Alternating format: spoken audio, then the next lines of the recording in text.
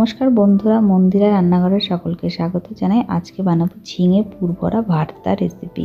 খেতে কিন্তু অসাধারণ লাগে, অবশ্যই একবার ট্রাই করবেন। তার জন্য ঝিঙেগুলো আমি কেটে নেব। উপর থেকে দাঁড়টা আমি কেটে নিয়েছি, খুব বেশি একটা ছুলবো না, টুকরো টুকরো করে নিয়েছি। এদিকে বাদামগুলো একটু হালকা ভেজে তুলে নেব। এরপরে ওর মধ্যে রসুন, কাঁচা লঙ্কা আর দিয়ে দেবো নারকেল কয়েকটা টুকরো। ঝাল এখানে পছন্দ মতন কম বেশি আপনাদের দেবেন। তারপরে সব কিছু তুলে নিয়ে একটা মিক্সি জারের মধ্যে দিয়ে দেবো, দিয়ে একটুখানি বেটে নেব। এখানে কিন্তু কোনো জল ব্যবহার করব না, বেশি একটু দানা দানা থাকবে। তার মধ্যে কিন্তু 1 চামচ জিরের গুঁড়ো, 1 চামচ কাশ্মীরি লঙ্কার গুঁড়ো দিয়ে দিয়েছি, হলুদ দিয়ে দিয়েছি আর স্বাদ অনুসারে লবণ দিয়ে দিয়েছি।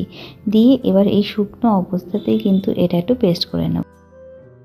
খুব একটা মিহি পেস্ট হবে না, বেশি একটু দানা দানা থাকবে। এবার একটা প্লেটে নামিয়ে নেব। এদিকে ঝিঙে কেটে রেখেছিলাম, সেই ঝিঙেগুলো নিয়ে নেব। আর মাঝখান থেকে একটু চিড়ে রেখেছিলাম, তার মধ্যে মশলাটা বেশ চেপে চেপে আঙুলের সাহায্যে চেপে চেপে ঢুকিয়ে দেবো, মানে ভেতরে দিতে হবে। বেশ হাতের সাহায্যে চেপে চেপে দিতে হবে। এভাবে প্রত্যেকটা ঝিঙের মধ্যে দিয়ে আমি এই পুর ভর্তাটা রেডি করে নেব।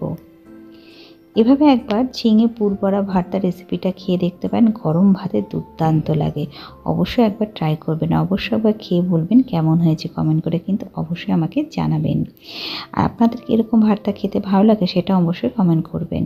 এভাবে আমার সবকটা তৈরি হয়ে গেছে। এবার যেই ফ্রাই প্যানে আমি বাদাম ভেজেছিলাম সেই তেলেই আস্তে আস্তে পুরো ঝিঙেগুলো সাজিয়ে দেব।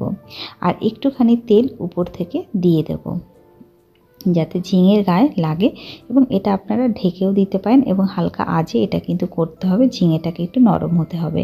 আর ঝিঙে থেকে যে জলটা বেরোবে তাতেই কিন্তু নরম হয়েছে। আমার একদিক কিন্তু প্রায় হয়ে গেছে, এবার উল্টে দেবো অন্য পিঠ।